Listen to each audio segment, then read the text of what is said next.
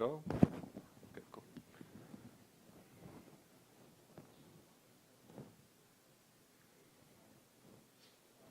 Our last speaker is Eyal Dushkin. So the title of the paper is Top Case Sorting Under Partial Order Information. Hey. Hello, I present the top case sorting under partial order information, which has been studied by Professor Tova Mila and me, Eyal Dushkin. Due to time constraints, I will briefly overview the main ideas of the paper, and you're invited tomorrow to deep dive into further details in my posting session. We'll start with a simple example of basic sorting. So we are given some unordered set, an array, and we have some comparison operator in the comparison-based sorting algorithms. And using this comparison operator, we interact in order to reveal missing order information between elements and sort the array, the unsorted set. And there are many state-of-the-art solutions in terms that they truly minimize the number of comparisons, taking into account the theoretical lower bound. So we have the merge sort and the heap sort and the quick sort, and there's the variant of the top k, which is particularly interested in just the top k elements. And again, there are state-of-the-art solutions such as combined selection sort together with merge sort or quick sort. Our problem, however, gets as an input some predefined partial order instead of unknown order at all. In this sense, we would like to develop or devise algorithms that utilize this underlying structure of this partial order in order to, again, minimize the number of comparisons. So here is a quick example. We have this DAG corresponds to a partial order, and the number k equals 4. So we're interested in the top 4 elements. And we have some comparison operator, in which in our paper we particularly took it as domain experts, but it could be generalized to any comparison operator that reveal the order between two unordered elements. We approach them with V9 and V1 to reveal the order as follows, and eventually after several iterations, we have an extended DAG or extended partial order, and therefore top elements are revealed. And our goal is, again, minimize the number of comparisons or interaction with the domain expert in this particular case.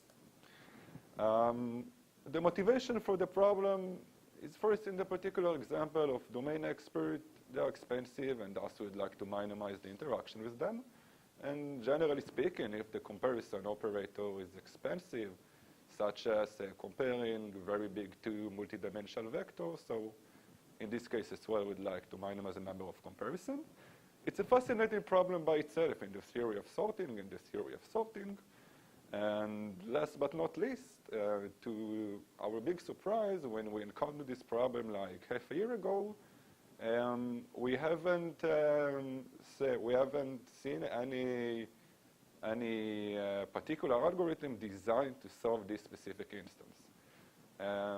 We did encounter some algorithm that addresses the problem of full sorting given partial order information, which turns out to be extravagant while modifying it to solve this particular instance of the top k.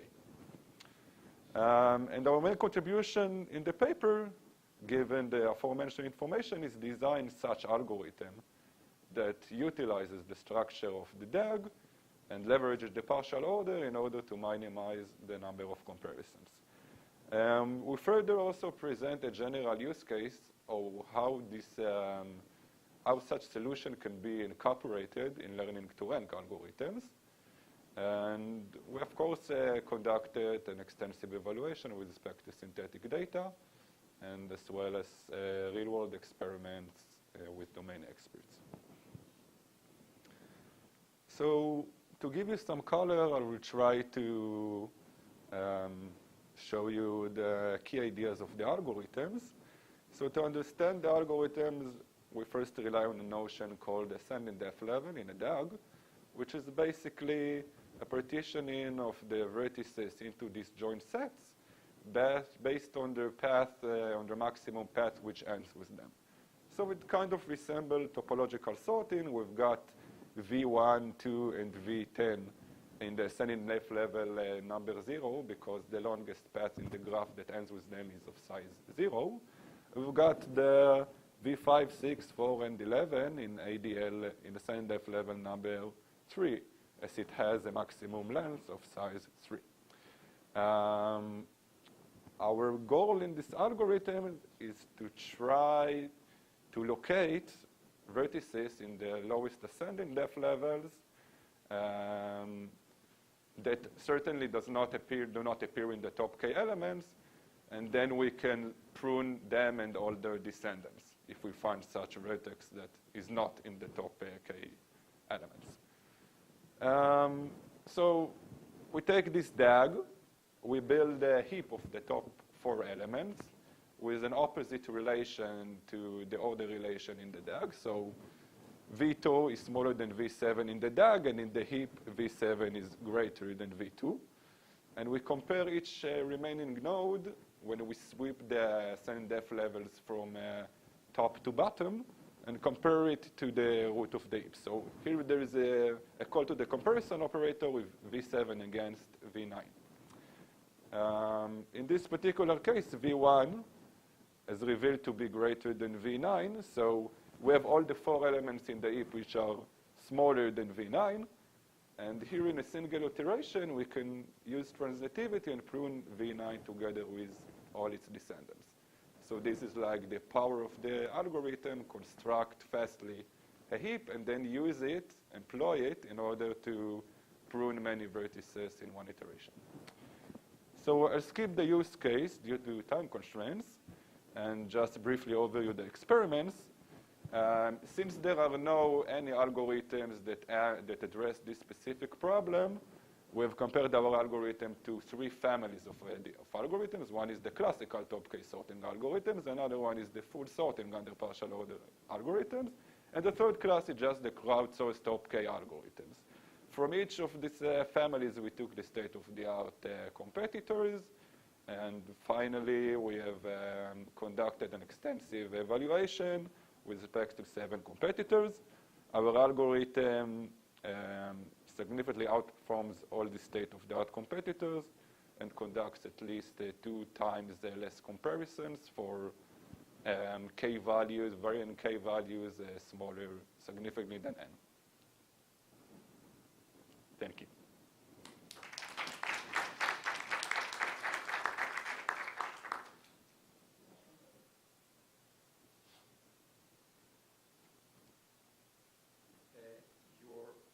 Your problem has as input an already known DAG, right? Yes. So in your experiments, have you tried to compare with alternatives without knowing anything in advance? Would that make sense even? Again, could you? Yes. So you're starting with a DAG, yeah, which is fed to your algorithm. Sure. What about you don't have this DAG? You start with a DAG that is an empty set, basically. It's nothing. It's an empty graph. Yeah. So in this sense, of course, our algorithm is not, of course, but in this case, our algorithm is inferior to the other competitors. The data sets which we evaluate with respect to were random graphs with different edge probabilities. Some were more dense and some were, of course, more sparse. And the more sparse the graph, the shorter the gap between our algorithms to the other competitors. Yeah. But your algorithm will still apply. Yeah. Thanks. Thank you. So the algorithm will start with a partial information, partial order in place already.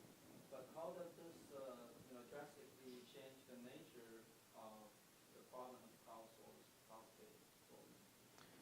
So in the classical configuration or setup of the crowdsourced top k algorithms, they're usually target in a non-error-prone environment. I mean, you interact with regular crowd workers. There is some underlying error, which you model into some graph of probabilities, and then using that, you suggest various heuristics as long as machine learning algorithms to maybe identify with high probability who are the top k elements.